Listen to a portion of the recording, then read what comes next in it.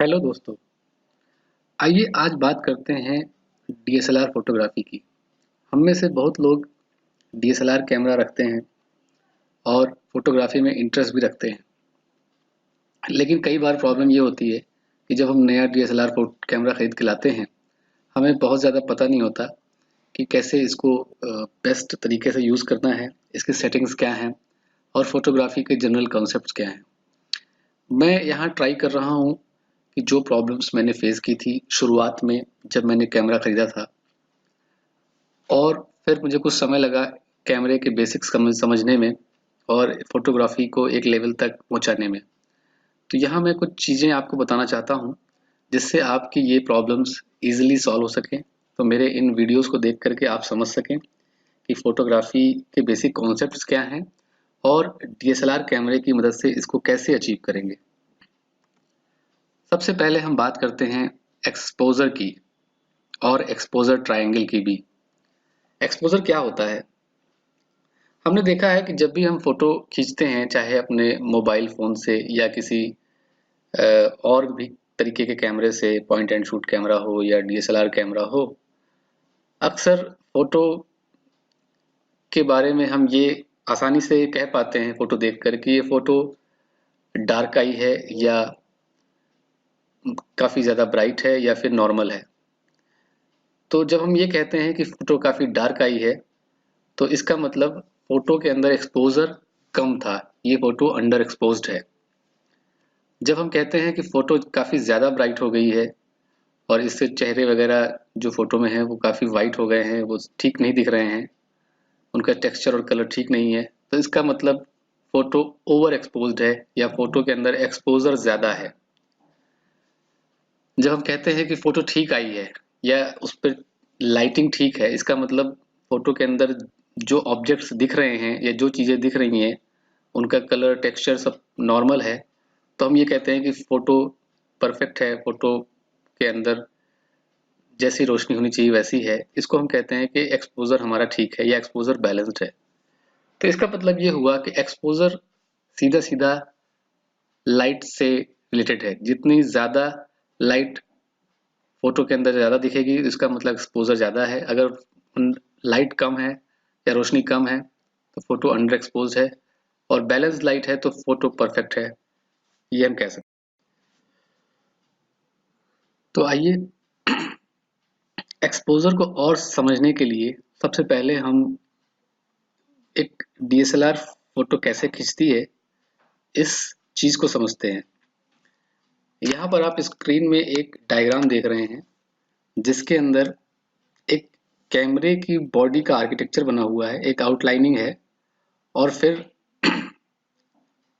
आप उसके अंदर देख सकते हैं कि अगर हम इसको कैमरे का लेंस समझें तो यहाँ पर एक रेड लाइन है जिसको हम अपर्चर कह रहे हैं, एक ब्लैक लाइन है जिसको हम मिरर कह रहे हैं, उसके पीछे एक पर्पल लाइन है जिसको हम शटर कह रहे हैं या शटर स्पीड इस पे डिपेंड करेगी, और एक ग्रीन कलर का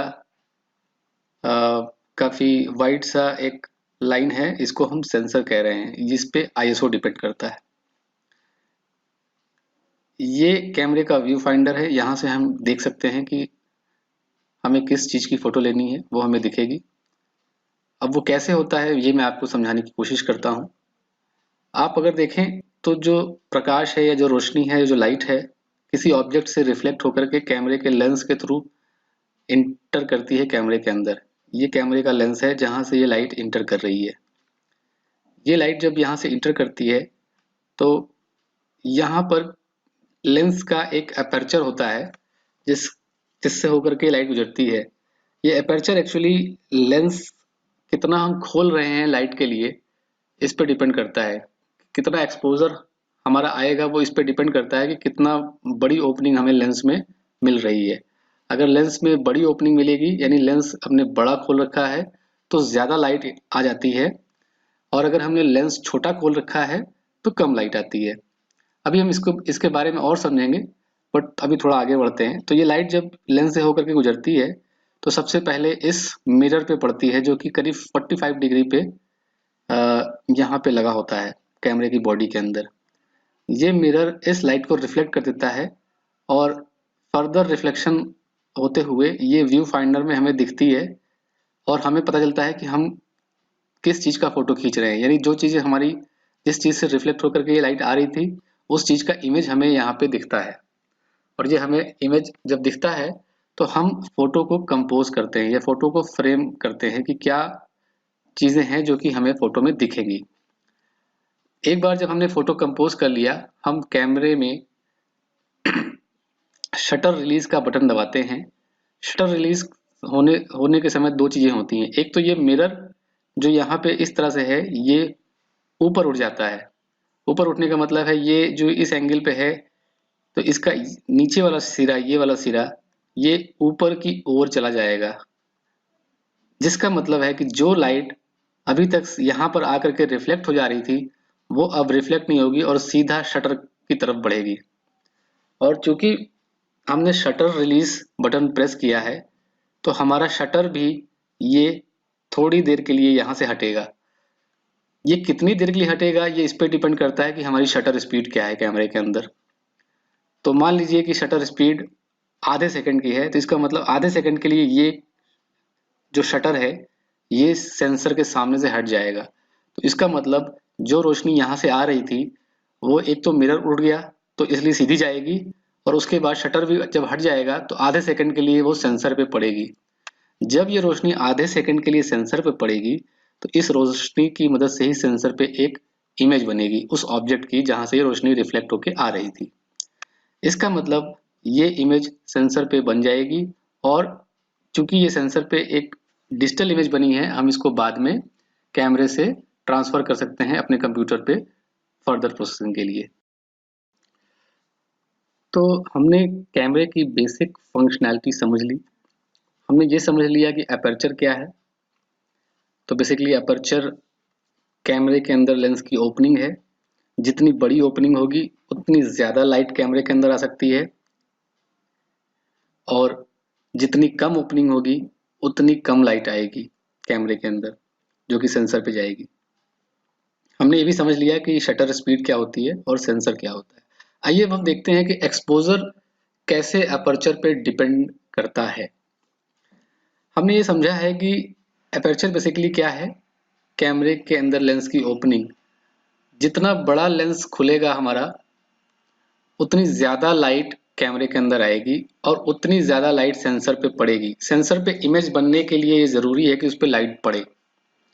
लाइट जब सेंसर पे पड़ती है तो वो इस चीज़ पे डिपेंड करेगी कि कैमरे की ओपनिंग कितनी देर तक हुई है और कितना बड़ा ओपनिंग दिया गया है। कितनी देर तक हुई है ये डिपेंड करेगा शटर स्पीड पे और कितनी बड़ी ओपनिंग है ये डिपेंड करेगा अपर्चर सेटिंग पे। तो कैमरे के अंदर एक्सपोजर के लिए ये बहुत ज़रूरी दो सेटिंग्स हैं। पहली है अपर्चर और दूसरी है शटर स्पीड। कैमरे के अंदर जब हम फोटो खींचने जाते हैं तो हमारे पास कई तरह के ऑप्शंस होते हैं जहाँ पे हम कैमरे की सेटिंग कर सकते हैं। उनमें से एक ऑप्शन है शटर प्रायोरिटी। शटर प्रायोरिटी का मतलब ये है कि हमने शटर की स्पीड फिक्स कर दी। सपोज हमने शटर की स्पीड 1/10 सेकेंड कर दी। इसका मतलब शटर जब रिलीज बटन दबाया जाएगा तो 1/10 सेकेंड के लिए खुलेगा। 1 सेकेंड के 10वें हिस्से के लिए शटर खुलेगा और इतनी देर के लिए जब शटर खुलेगा तो जो भी लाइट आएगी उससे इमेज बनेगी। तो जब हमने शटर की स्पीड फिक्स कर दी तो कितनी लाइट आएगी कैमरे के अंदर ये इस चीज पे डिपेंड करता है कि हमारा एपर्चर कितना बड़ा है उस समय। अगर हमने 1/10 सेकेंड के लिए शटर को खोला है और एपर्चर बड़ा है तो ज्यादा लाइट आएगी। हमने अगर 1/10 सेकेंड के लिए शटर को खोला है और एपर्चर छोटा है तो कम लाइट आएगी। तो हमारे इमेज की एक्सपोजर इस चीज पे डिपेंड करेगी कि एपर्चर कितना बड़ा या छोटा है, सेम शटर स्पीड के लिए। इसी तरह अब हम बात करते हैं शटर स्पीड पे डिपेंडेंसी की। डिपेंडेंसी तो हमने समझ ही ली है। अब आपको मैं ये समझाता हूँ कि जो दूसरा मोड होता है कैमरे के अंदर फोटोग्राफी का वो होता है अपर्चर प्रायोरिटी का। अपर्चर प्रायोरिटी के अंदर हम क्या करते हैं कि कैमरे के अंदर एपर्चर की जो सेटिंग है वो हम फिक्स कर देते हैं। एपर्चर की जो मेजरमेंट कैमरे के अंदर होती है वो एफ स्टॉप से होती है। इसको मैं अभी बाद में और डिटेल में समझाऊंगा। पहले समझ लेते हैं कि कैसे हम एपर्चर प्रायोरिटी पे फोटो खींचेंगे और उसका क्या इम्पैक्ट आएगा एक्सपोजर पे। तो सपोज हमने एक पर्टिकुलर ओपनिंग साइज का नाम दिया है f5.0, तो इसमें एक नियत साइज के हिसाब से लेंस खुलेगा। अब जब हमने इस चीज को फिक्स कर दिया, यानी अपने कैमरे के लेंस की ओपनिंग के साइज को फिक्स कर दिया है, तो कैमरे के अंदर कितनी लाइट आएगी, सेंसर पे कितनी लाइट पड़ेगी, ये सीधा सीधा इस बात पे डिपेंड करता है कि शटर कितनी देर के लिए खुलेगा। तो इसका मतलब ये हो गया कि जब हमने अपर्चर की सेटिंग को फिक्स कर दिया तो जो एक्सपोजर वो डिपेंड करेगा वो शटर की स्पीड पे। अब इस अपर्चर की वैल्यू सपोज f/5.0 है, तो जब हम इस सेटिंग से फोटो खींचेंगे तो शटर अगर हम ज्यादा देर तक खोलेंगे तो ज्यादा लाइट आएगी और कम देर तक खोलेंगे तो कम लाइट आएगी। तो अगर ज्यादा लाइट आएगी तो एक्सपोजर ज्यादा होगा और कम लाइट आएगी तो एक्सपोजर कम होगा। यहाँ पे यही चीज समझाई गई है कि हमने अपर्चर की वैल्यू सपोज 5.0 रखी है, f5.0, और शटर को हमने खाली आधे सेकंड के लिए खोला। तो आधा सेकंड काफी ज्यादा टाइम होता है, इसमें जितनी लाइट आएगी वो काफी ज्यादा होगी कंपेयर टू अगर हमने शटर को खाली 1/40 सेकंड के लिए खोला है, यानी कि 1 सेकंड के 40वें हिस्से के लिए। तो अगर 1 सेकंड के 40वें हिस्से के लिए खोलेंगे तो शटर बहुत ही कम समय के लिए खुलेगा और काफी कम लाइट आएगी, तो एक्सपोजर कम होगा। तो आइए अब इस डायग्राम की मदद से इन्हीं चीजों को और समझने की कोशिश करते हैं, मतलब कि अपर्चर और शटर स्पीड के बारे में। तो इस डायग्राम के अंदर आप देखिए एक बर्तन बना हुआ है जिसको हम सेंसर कह सकते हैं। एक पाइप है जिसकी चौड़ाई को हम अपर्चर समझ सकते हैं। तो अगर इस पाइप से इस बर्तन में पानी भरना है तो पानी बर्तन में कितनी जल्दी भरेगा ये इस पे डिपेंड करता है कि अपर्चर कितना बड़ा है या ये इस पाइप कितना चौड़ा है। जितना ज्यादा चौड़ा पाइप होगा, यानी जितना बड़ा अपर्चर होगा, जितनी बड़ी लेंस की ओपनिंग होगी, पानी उतनी जल्दी इस बर्तन में भरेगा। पानी को आप समझ लीजिए कैमरे के टर्मिनोलॉजी में लाइट है, ठीक है। अब आते हैं शटर पे। ये पाइप से पानी तो आ रहा है और पाइप जितना चौड़ा होगा पानी उतनी जल्दी भरेगा, लेकिन अगर मैं इस बर्तन में जो पानी भरा जा रहा है उसको शटर से भी कंट्रोल करना चाहता हूँ।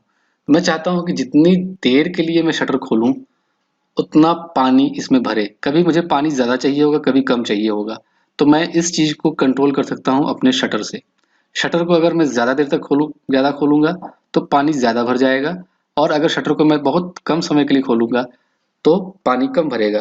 तो जैसे ही मैं इस शटर को खोलूंगा, सॉरी, जैसे ही मैं शटर को खोलूंगा पानी आएगा, और फिर मैं इस शटर को बंद कर दूंगा, पानी रुक जाएगा। तो मैं इस शटर से भी पानी को कंट्रोल कर सकता हूं कि कितना बर्तन में मुझे चाहिए।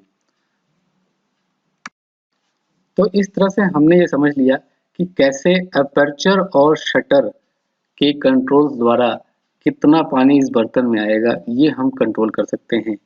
इसको अगर हम कैमरे की टर्मिनोलॉजी में सोचें तो अपर्चर और शटर स्पीड से हम कैमरे के अंदर कितनी लाइट आएगी सेंसर पे, इसको हम कंट्रोल कर सकते हैं, ठीक है।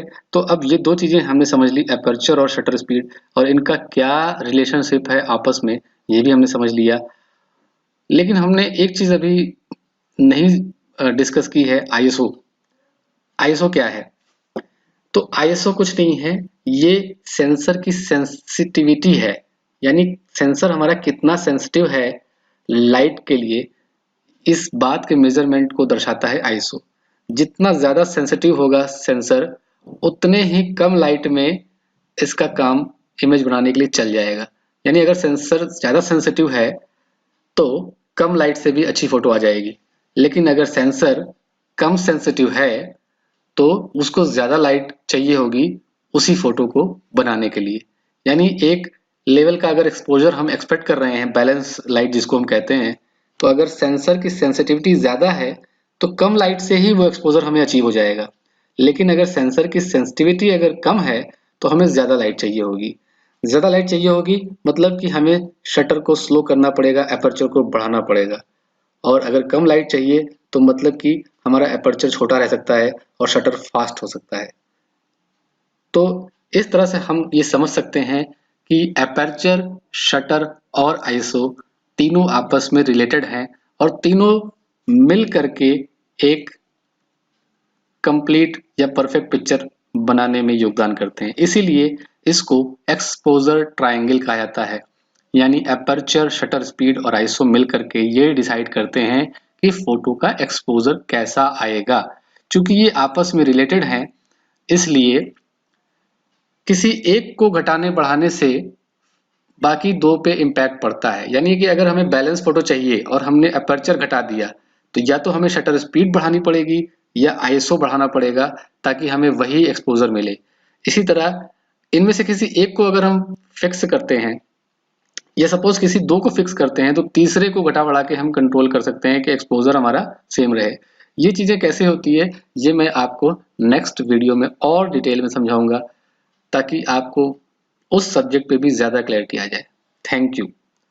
तो ये मेरी कोशिश है कि आपको डीएसएलआर फोटोग्राफी का बेसिक्स समझाने के लिए ताकि उसके बाद आप तैयार हों अपने से फोटोग्राफी की दुनिया को एक्सप्लोर करने के लिए। अगर आपको ये मेरा वीडियो पसंद आया और आपको लगता है कि ये आपको फोटोग्राफी समझने में या डीएसएलआर फोटोग्राफी समझने में मदद कर रहा है तो आप ज़रूर मेरे वीडियो चैनल को सब्सक्राइब करें, वीडियो को लाइक करें और अगर आपको कोई चीज़ नहीं समझ में आई है इस वीडियो के अंदर तो आप ज़रूर कमेंट लिख करके पूछें।